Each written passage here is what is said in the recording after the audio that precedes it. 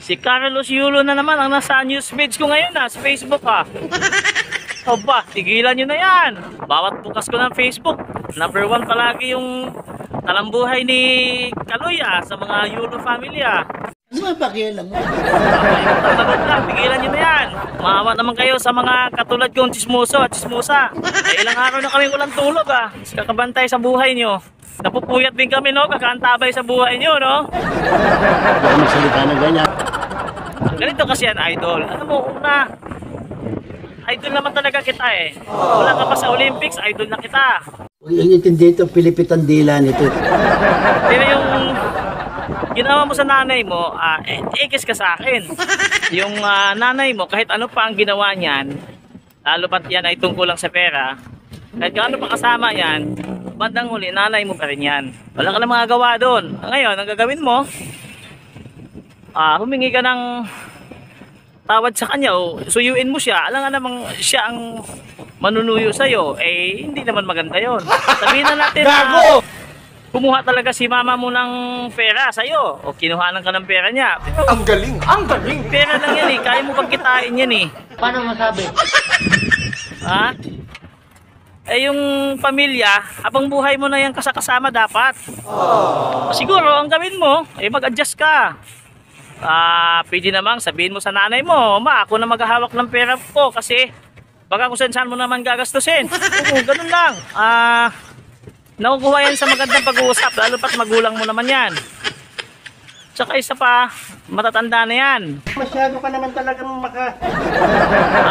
pustahan tayo, makipagpustahan ako sa inyo, sa'yo Kaloy, at sa mga viewers ko dyan. Tika lang, wala pa pala akong pera. Saka na lang, pag may pera ako, magpagpustahan ako. yabang mo. Pustahan tayo mga idol Pag may mangyaring masama dyan sa nanay ni Kaloy, wag naman sana. Basta, ang point ko lang naman, kung may mangyaring masama dyan, makipagpustahan ako, magmamakawa yan si Kaloy, pupunta yan. Hingi ng sorry, din magsisisi, sasabihin na naman, mahal na mahal ko yan. Di ba gano'n naman tayo mga idol? Kung kailan huli na ang lahat, saka pa natin ma-realize yung kahalagahan ng isang tao. Tama ako. Alam mo kasi, idol Kaloy, ang nanay kasi, talagang ano yan madaldal yan, talak ng talak yan. Tsaka isa pa, tinan mo yan, laging nagpapatuksada sa social media. Kasi, babae yan ang mga babae, ano yan, laging tama yan. Kahit kailan di nagkakamali yan. Ipaglalaban yan. Kaya sana maintindihan mo, yung nanay mo babae yan. At isa pa, magulang yan, hindi magpapatalo sa'yo yan. Dapat ikaw yung matutong magpakumbaba. At ayun, yun lang, magbati na kayo. Huwag mo nang antayin dumating yung time na kung kailan nasa huli ng lahat, saka mo pa sabihin na mahal mo sila. Ang galing! Ang galing! Kasi yan ang kaugalian nating mga Pinoy, kung kailan wala na, saka tayo magsisi. Kaya ikaw Kaloy, habang malakas pa yung magulang mo, lalo na yung mama mo, magbati na kayo. Kaya hanggat malusog pa sila, malakas pa sila, magbati na kayo. Pera lang yan, kayang-kaya mong kitain yan. Ang aga-aga baka siyansihin ko yung gilagid mo dyan. Siguro, mag-adjust ka na lang. I-explain mo na lang sa kanila na ikaw na talaga ang hahawak ng pera mo. Huwag mo nang ipahawak sa kanila. Kung manghingi man sila, bibigyan mo na lang, di ba? So at least wala kang sama na loob. Kaya huwag mo lang antayin sila ang manunuyo sa'yo. Mahiya ka naman. Dapat ikaw ang sumuyo sa kanila. Magulang mo yan Matuto kang magpakumbaba dahil magulang mo yan. Pag makita mo yung video na to, pag makarating sa'yo to, huwag ka na magpasalamat sa akin. Cash na lang. Bigyan mo na lang ako barato. Di ba? Kasi mas kailangan kong cash.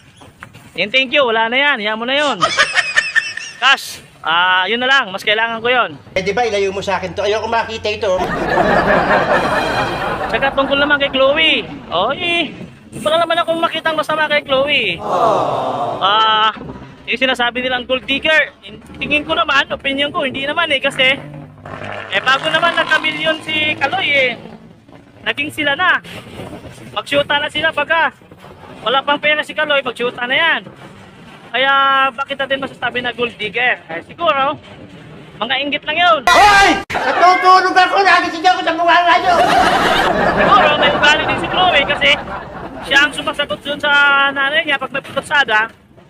Pero tingin ko naman, bawat sagot ni Chloe may basbas yun ni Kaloy eh. Paano masabi? Siya na lang talaga ang ginawang spokesperson ni Kaloy. Ayaw na siguro niya makialam, kaya si Chloe na lang ang sumasagot. Pero okay naman. Mahirap din kasi manghusga na, gold digger, pero hindi naman natin alam yung buhay nila eh. Kaya, tama na. Tapusin niyo yan, maawa kayo sa aming mga chismosa. Pati kami napupuyat dahil sa inyo eh.